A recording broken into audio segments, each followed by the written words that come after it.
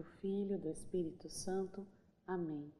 Vinde, Espírito Santo, enchei os corações dos vossos fiéis e acendei neles o fogo do vosso amor. Enviai o vosso Espírito e tudo será criado, e renovareis a face da terra. Oremos, ó Deus, que instruístes os corações dos vossos fiéis com a luz do Espírito Santo, fazei que apreciemos retamente todas as coisas, segundo o mesmo Espírito, e gozemos sempre da sua consolação, por Cristo Senhor nosso. Ave Maria, cheia de graça, o Senhor é convosco. Bendita sois vós entre as mulheres, e bendito é o fruto do vosso ventre, Jesus. Santa Maria, Mãe de Deus, rogai por nós, os pecadores, agora e na hora de nossa morte. Amém. São Miguel Arcanjo, defendei-nos no combate. Bom, meus irmãos, hoje nós estamos aqui para mais um encontro, mais um estudo a respeito das mulheres da Bíblia. E hoje, especialmente, nós vamos falar sobre 3 viúvas, né? Essa figura da viúva que tem um caráter todo especial durante toda a história, Antigo Testamento e Novo Testamento. Então, primeiro, antes de falarmos especificamente sobre essas viúvas, eu acho interessante que nós entendamos que para o povo de Deus, para as pessoas da época, a cultura da época, a figura da viúva é a figura de uma pessoa que, além de ela ter uma perda enorme de ser uma pessoa que teve uma tragédia em sua vida, ela passa a ser, assim, uma pessoa, uma mulher, né, sem bênçãos. É como se ela tivesse perdido a bênção porque ela perdeu o seu marido, né? Nós podemos ver que em várias passagens, tanto no Antigo Testamento, lá no Êxodo, nas normas que Moisés passa para o povo, ele diz que o povo teria a obrigação, né, e o dever de cuidar tanto de viúvas como de órfãos. E lá também, no Novo Testamento, nós vemos que essa necessidade de cuidar, de ter um olhar diferenciado para as viúvas, também é falado pelos apóstolos e na carta de São Tiago, né? E por que isso?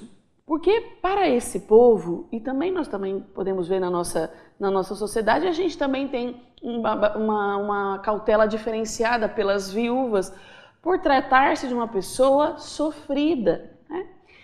Só que naquela época, só os homens podiam cumprir determinados preceitos, como, por exemplo, ir ao templo, fazer todos os mandamentos, todas as ordens, todos os preceitos determinados pela lei de Deus deveriam ser feitos especialmente pelos homens.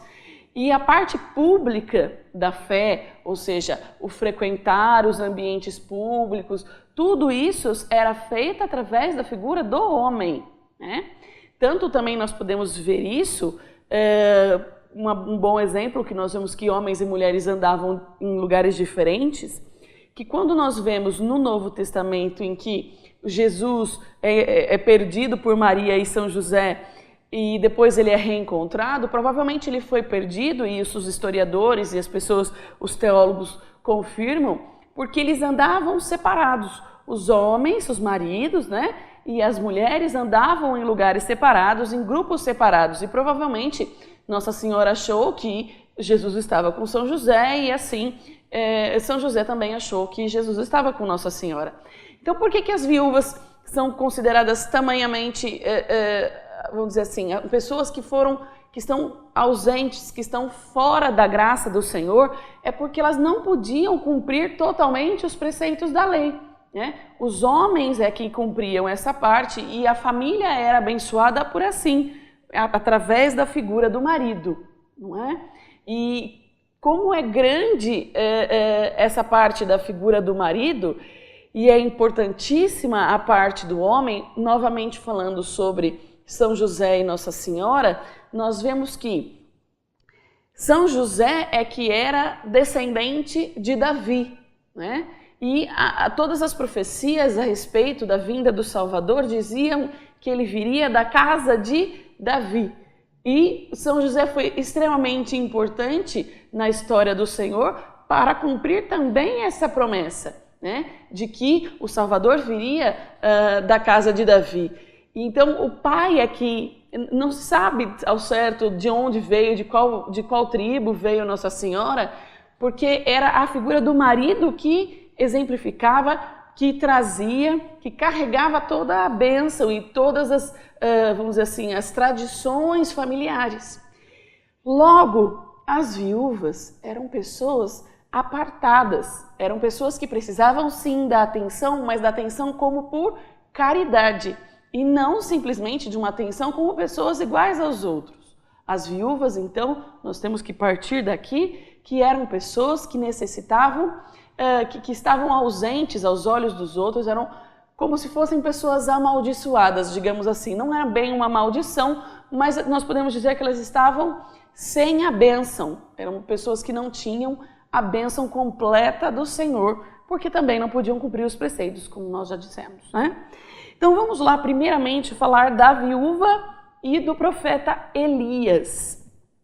O profeta Elias, que é um profeta extremamente importante no Antigo Testamento, fez inúmeros milagres através, obviamente, da palavra do Senhor, através da ação de Deus, mas ele era um profeta que ele estava numa época muito difícil e o Senhor anuncia a ele que vai ter uma grande seca, que vai ocorrer uma seca como nunca havia antes, uma falta de chuva. E as pessoas ficam muito bravas com Elias e ele é obrigado a fugir, porque senão ele morreria, né?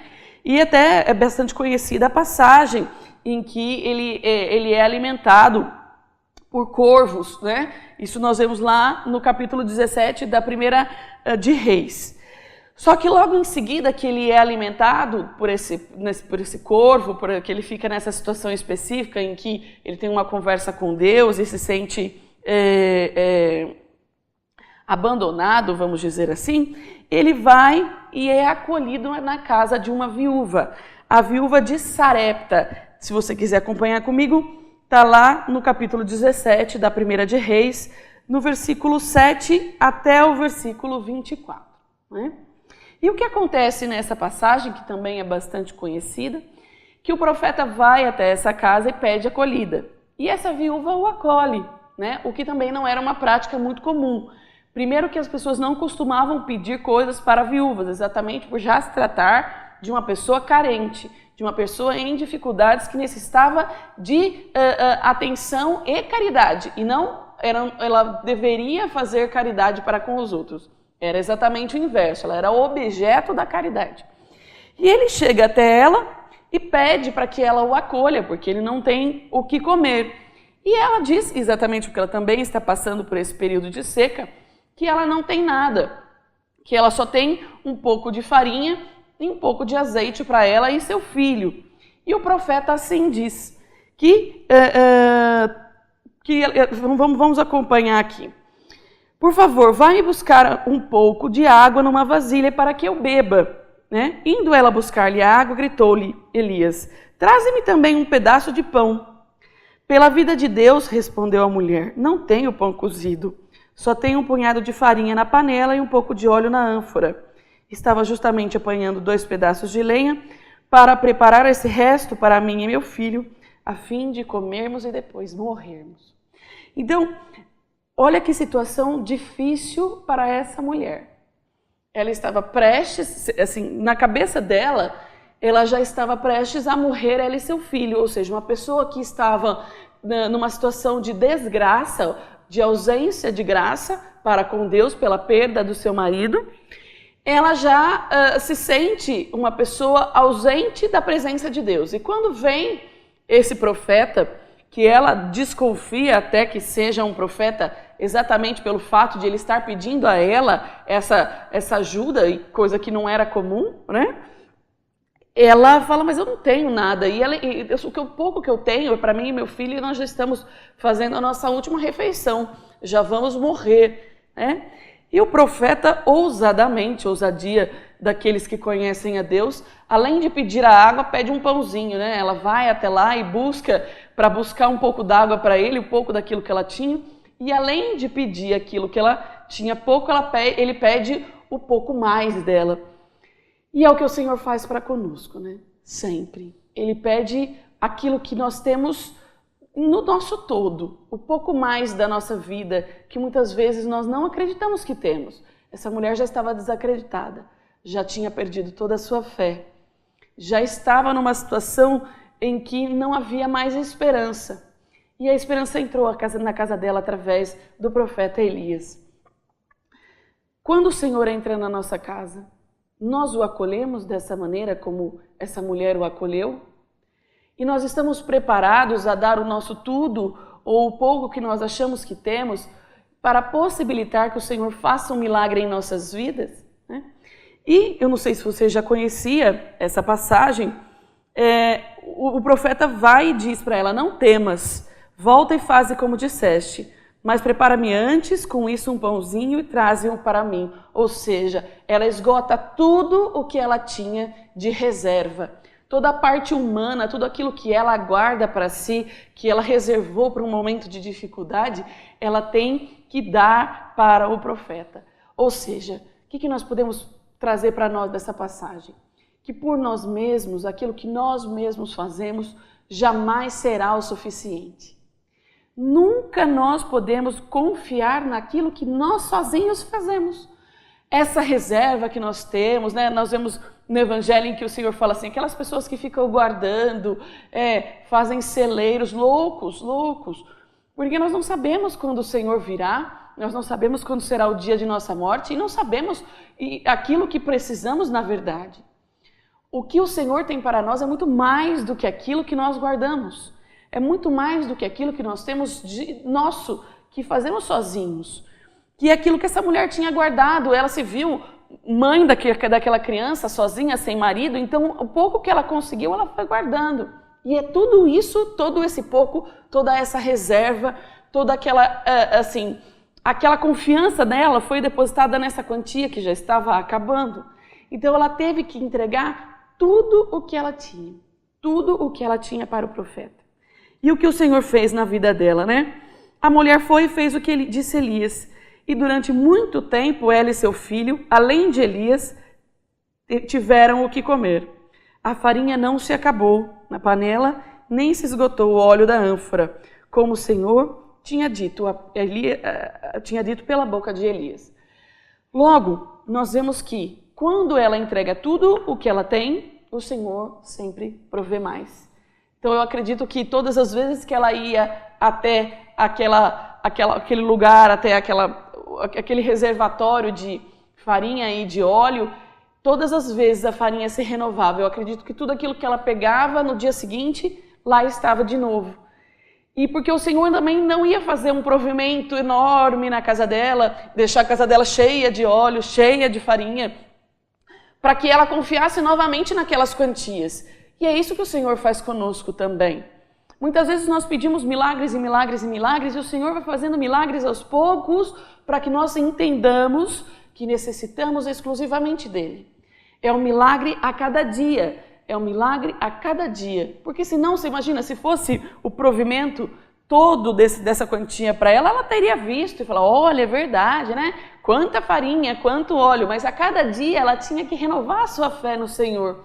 Porque ao momento que ela ia abrir aquele reservatório, olhar aquele lugar, é que ela poderia testemunhar novamente que o Senhor havia feito milagre na vida dela. E apesar disso, olha só, apesar disso, algum tempo depois ela é testada novamente.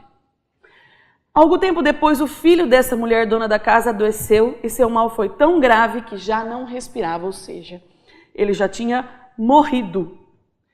A única coisa que uma viúva tem, nesse caso, é o seu filho. Ela não tem mais nada. Ela não tem direito ao que comer, ela não sabia nem ao certo se no dia seguinte ela teria renovado este milagre. E aquilo que ela tem de único na vida dela, de precioso, de real, é o seu filho. E ainda que o profeta esteja na sua casa, o seu filho adoece e ele vem a falecer, né? E a mulher disse a Elias, que há entre nós dois, homem de Deus? Vieste, pois, à minha casa para lembrar-me os meus pecados e matar o meu filho? naquele momento, ela coloca toda a culpa daquilo que está acontecendo na figura do profeta que estava ali. Ela se esquece, como nós nos esquecemos tão facilmente dos milagres que Deus tinha feito na vida dela, renovados a cada dia, né? E ela vai e corre para Elias, né? Mas correu também para a pessoa certa, né? Que ela sabia que era alguém que poderia lhe dar uma resposta. E Elias respondeu: dá-me o teu filho. Ele tomou um dos braços de sua mãe e levou ao quarto de cima onde dormia e deitou-o em seu leito. Em seguida orou ao Senhor, dizendo, essa oração é muito real, muito humana, essa oração de Elias. Eu gostaria que você acompanhasse comigo, ela está no versículo 20. Senhor meu Deus, até a uma viúva que me hospeda quereis afligir, matando-lhe o filho? Ou seja, ele desabafa com o Senhor, fala, Senhor, você é tão duro até com essa viúva que tem me acolhido, ou seja, essa viúva que não tem mais nada e ainda assim me acolheu. E ainda o Senhor tira tudo aquilo que ela tem, tudo aquilo que ela tem. Estendeu-se em seguida sobre o menino por 3 vezes, invocando de novo o Senhor. Senhor meu Deus, rogo-vos que a alma desse menino volte a ele. O Senhor ouviu a oração de Elias e a alma do menino voltou e ele reviveu. Elias tomou o menino, desceu do quarto superior ao interior da casa e entregou-o à mãe, dizendo, vê, teu filho vive. A mulher exclamou, agora vejo que és um homem de Deus e que a palavra de Deus está verdadeiramente em seus lábios. Olha só, meu irmão e minha irmã, que beleza tem nessa frase dessa mulher, dessa viúva, para nós vermos que o Senhor muitas vezes faz milagres corriqueiros em nossas vidas e nós não reconhecemos. O Senhor já havia feito um milagre de salvar a vida dela e de seu filho antes. Por quê? Diariamente renovava o provimento que eles tinham para viver. E ela só foi reconhecer que Elias era o profeta, era um homem de Deus e que Deus estava em Elias quando ele ressuscitou o seu filho. Então, nós temos que entender que o Senhor faz grandes milagres em nossas vidas, que é o milagre da salvação diária das nossas vidas.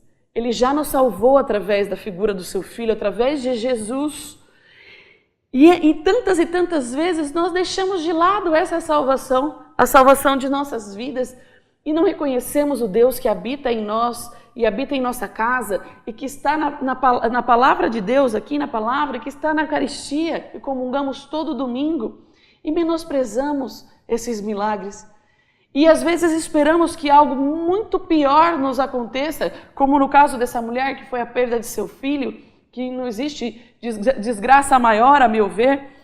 E ela, somente então, quando o profeta consegue, intercedendo ao Senhor, trazer a vida do seu filho de volta, é que ela reconhece que Elias era uma pessoa de Deus, né? Não sejamos assim nesse aspecto, que nós possamos entender que o Senhor renova o milagre nas nossas vidas todos os dias, através da misericórdia, através dos provimentos que Ele nos dá, da nossa vida e tudo mais que sabemos que o Senhor nos traz.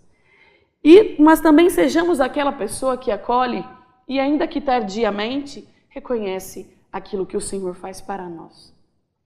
E vejamos outra mulher, outra viúva, ainda em Reis, só que agora com outro profeta, né? Com o profeta Eliseu, que é aquele que está com Elias na hora de sua morte, na hora em que ele é arrebatado aos céus e pede a porção dobrada da bênção, né? Você deve conhecer essa história, essa parte não é uma história, essa parte da história da salvação, né?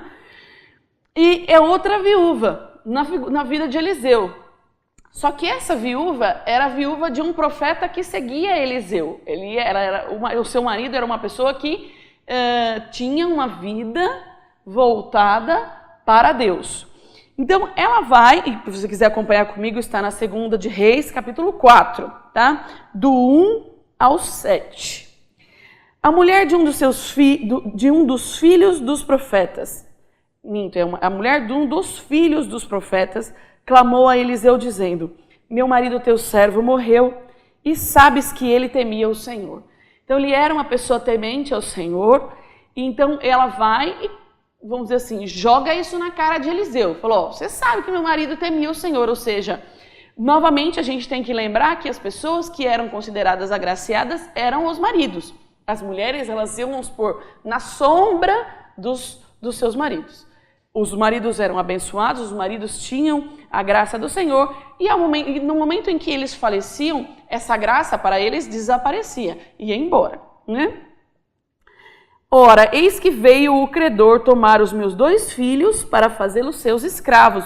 Então esse homem temente a Deus morreu com dívidas e o credor dele veio cobrar dessa mulher que também não tinha mais o seu marido, só tinha os seus 2 filhos. Estava prestes a perder tudo aquilo que ela tinha de mais precioso, que eram os seus filhos. Que posso eu fazer por ti? Disse, né? Eliseu devia falar, eu não tenho dinheiro, né? Dize-me, o que tens em tua casa? E agora façamos uma reflexão. O Senhor vem para nós e dizer isso para nós, para mim, para você. O que tens em tua casa? Hoje você tem um problema? Qual é o seu problema? Uma doença? É um problema financeiro, como o dessa viúva? É algum problema que seu filho está nas drogas? Um problema de traição? Qualquer que seja o problema. O Senhor vem perguntar, o que tens em tua casa? O que você traz em você? O que o Senhor já te deu de maravilhas? Quais os dons que o Senhor trouxe a você? Tudo aquilo que você tem e está em você é graça e misericórdia do Senhor. Não podemos desprezar aquilo que temos. E olha o que essa mulher faz. Ela despreza aquilo que ela tem, ela não considera como se fosse algo importante. E quantas vezes nós também não lembramos as coisas boas que temos em nossas vidas e só sabemos reclamar e dizer que não temos nada, que o Senhor não olha para nós, que somos uma pessoa que não está diante da graça. E olha o que ela diz. Que tens em tua casa? Ela respondeu, tua serva só tem em sua casa uma garrafa de óleo. Você vai dizer para mim, eu só tenho a minha vida, eu só tenho a minha família, eu só tenho minha casa, eu só tenho meu emprego, eu só tenho minha saúde, eu só tenho meus pais. Isso, para Deus, não é um só, é muita coisa, porque é uma coisa que veio do Senhor para nós. Todas essas coisas, todos esses dons, todas essas bênçãos, são coisas que o Senhor colocou em nossas vidas, e isso é mais do que suficiente, que nós vamos ver agora, é mais do que suficiente. Então o que ela fala? Vai, replicou Eliseu diz, pede emprestadas às tuas vizinhas ânforas vazias, ou seja, ele pede garrafas, coisas para que ela coloque em grande quantidade. Depois entra, fecha a tua porta, ou seja, acolhe aquilo que tem na tua casa, guarda para si, não sai por aí pedindo para outras pessoas, não vai renovar aquilo que eu estou falando com o seu vizinho, vai fazer uma outra pesquisa. Quantas vezes nós vamos até um sacerdote e ele nos aconselha e nós chegamos à nossa vizinha para perguntar se aquilo que o sacerdote falou é verdade, se eu devo mesmo fazer ou não na minha vida. Por favor, né? O profeta disse, a pessoa de Deus disse, o homem de Deus, a mulher de Deus falou em sua vida, faça aquilo que o Senhor mandou através dela. E depois entra, fecha a tua porta, não vai falar com os outros. E pondo-as de lado à medida em que estiverem cheias. Vai colocando esse óleo que você tem, então ele pegou as garrafas, vai enchendo. Pega essa garrafa, passa para aquela. E todas as vezes que ela foi passando, aquele azeite foi se multiplicando. Então aquilo que era só uma garrafa de óleo, só aquilo que ela tinha, o Senhor multiplicou. Até que ela não tinha mais aonde colocar, né? Partiu a mulher, fechou a porta, ela fez exatamente aquilo que Eliseu tinha dito. Partiu a mulher, fechou a porta atrás de si e de seus filhos. Estes traziam as ânforas e ela as enchia. Tendo enchido as ânforas, disse ela ao seu filho, dá-me mais uma. Não há mais, respondeu ele. E o óleo cessou de correr.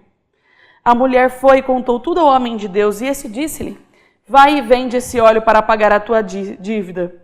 Depois disso, tu e teus filhos vivereis do resto, ou seja, aquilo que o Senhor tinha dado para ela já antes, que era aquela pequena garrafa de óleo, de azeite, não somente foi suficiente para resolver o problema que ela tinha, como também foi suficiente, foi mais do que suficiente para que ela continuasse vivendo com os seus filhos do resto. Logo, minha irmã, meu irmão, aquilo que temos em nossas vidas não é só. Nas mãos de Deus, o que temos em nossas vidas é muito mais do que suficiente, porque aquilo que nos é necessário é a palavra e é a presença do Senhor. E vamos falar mais de uma viúva lá no Novo Testamento, a figura em que do encontro de Jesus com a viúva que está prestes a enterrar os seus filhos, o seu único filho, me desculpem, seu único filho. Bom, depois eu pego a palavra. O que acontece? O Senhor vai e está andando, Jesus está andando com os seus discípulos, e ele vai até o encontro de uma mulher que está enterrando o seu filho. E por que me chamou a atenção essa palavra? E depois eu gostaria que você acompanhasse também, mas possamos primeiramente fazer esse exame. Ele vai ver aquela mulher que está enterrando o seu filho, que está carregando o seu filho morto para enterrá-lo, né? E nesse momento, o Senhor me fez recordar de uma outra viúva que enterra o seu filho, que é Nossa Senhora. Nós esquecemos muitas vezes que Nossa Senhora era uma viúva. Quando Jesus saiu à sua vida pública, ela já tinha perdido o seu marido. Então, aos olhos da sociedade, Maria era uma mulher fora da graça do Senhor. Olha que ironia. Perante a sociedade, Maria, por ser viúva, era alguém que necessitava da caridade dos outros, que necessitava da atenção. E ela que era cheia da graça, ela que era a própria graça do Senhor. E quando Jesus ressuscita o filho da viúva, é um prenúncio, ou seja, é um anúncio daquilo que ele vai fazer consigo mesmo, algum tempo depois. Como é bonita a gente ver isso, como é bonito a gente ver essa história, esse prenúncio e lembrarmos que Nossa Senhora perante a sociedade era uma viúva, ou seja, alguém ausente da graça. Muitas vezes os outros olham para nós e nos acham, ai, pobrezinha daquela pessoa, está fora, né? Coitada, ela não tem isso, ela não tem aquilo, para ela falta isso, falta aquilo. Mas nós temos que viver com a verdade, que é que a graça do Senhor é que me basta e o resto Ele me dá por acréscimo. Possamos então nos encontrar numa próxima vez para falarmos um pouco mais sobre mais mulheres da palavra. Muito obrigada.